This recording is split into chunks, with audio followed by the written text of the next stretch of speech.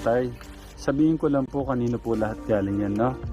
Si Ninong Stephen po nagpadala po ng 50,034 pesos 34 cents.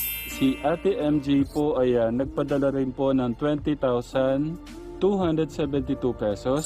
Si Tita Jolly Royo 2,000. Si Tita Cherry AC 1,426.94 cents. Salamat po kayo. Maraming salamat po. Marami Thank you po ulit kay Ninong Stephen, tsaka po kay Ate MJ, kay Tita Jolly Royo, tsaka kay Tita Cherry. Ayan. Mag-iingat po palagi. Okay. Salamat. Welcome tayo. Pagmamahal po ng ating Diyos yan, no? Meron pa hong pangalawang sorpresa. At sasabihin po ni Kuya, kanino po galing yung pangalawang sorpresa po namin, no? Okay.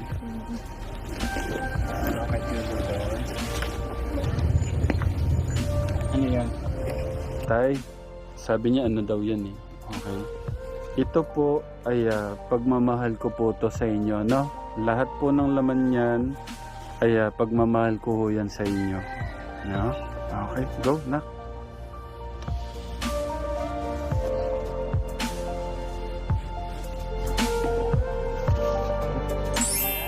Oh, meron na naman, no?